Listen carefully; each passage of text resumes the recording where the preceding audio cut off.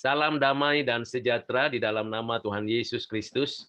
Kiranya kasih karunia dan pertolongan Tuhan menyertai kita senantiasa. Kita akan melanjutkan pembacaan dan pembelajaran firman Tuhan dari Keluaran pasal yang ke-9 ayat 8 sampai dengan 12. Demikianlah firman Tuhan. Berfirmanlah Tuhan kepada Musa dan Harun, ambillah jelaga dari dapur peleburan serangkup penuh dan Musa harus mengamburkannya ke udara di depan mata Firaun. Maka jelaga itu akan menjadi debu meliputi seluruh tanah Mesir dan akan menjadikan bara yang memecah sebagai gelembung pada manusia dan binatang di seluruh tanah Mesir. Lalu mereka mengambil jelaga dari dapur peleburan dan berdiri di depan Firaun. Kemudian Musa mengamburkannya ke udara, maka terjadilah bara yang memecah sebagai gelembung pada manusia dan binatang. Sehingga alih-alih itu tidak dapat tetap berdiri di depan Musa, karena bara-bara itu, sebab alih-alih itu pun juga kena bara sama seperti semua orang Mesir. Tetapi Tuhan mengeraskan hati Firaun sehingga ia tidak mendengarkan mereka, seperti yang telah difirmankan Tuhan kepada Musa. Demikianlah firman Tuhan yang kita baca dengarkan.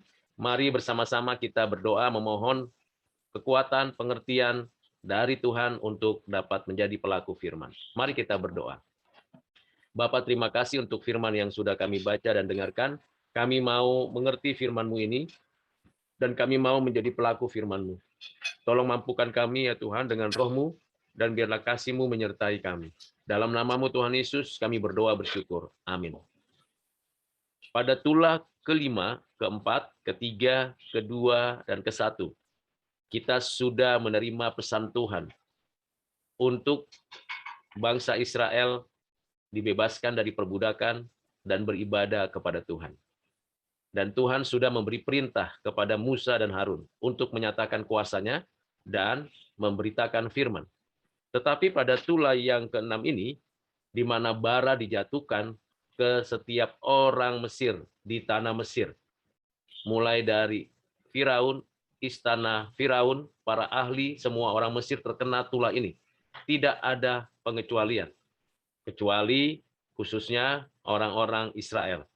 Tetapi pada waktu tulah ini dijatuhkan, Tuhan tidak memberikan perintah untuk Musa dan Harun menyampaikan firman Tuhan kepada Firaun.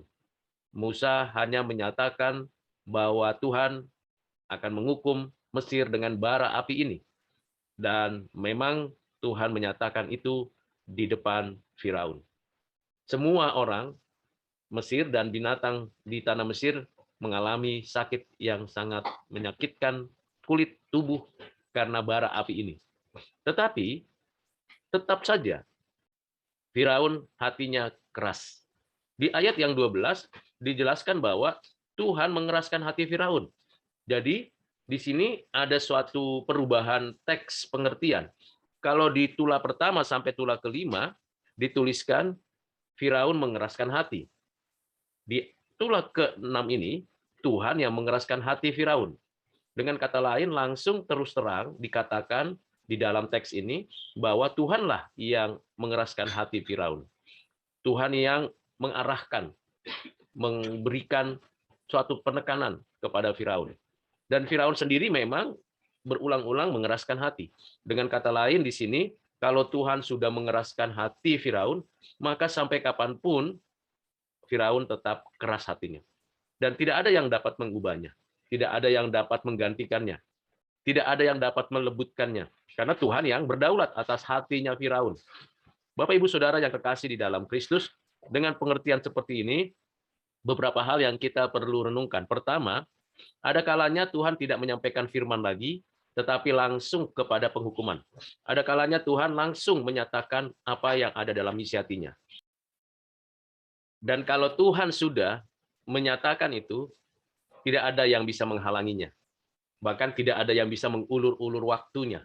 Karena memang saatnya tiba bahwa Tuhan menyatakan kuasa penghukumannya. Ada banyak orang mengira Tuhan menunda-nunda penghukuman. Tidak demikian.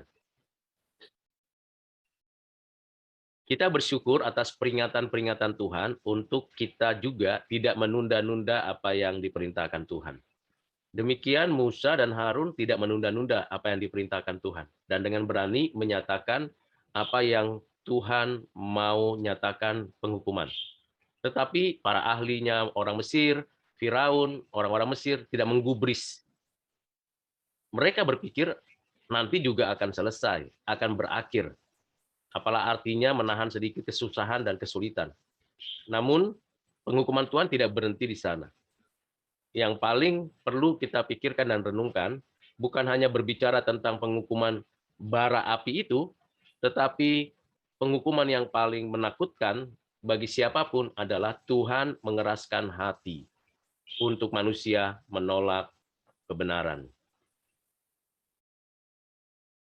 Semoga kita tidak seperti Firaun dan orang-orang Mesir yang dengan sengaja tidak mempedulikan firman Tuhan dan merasa toh nanti kesulitan akan berakhir.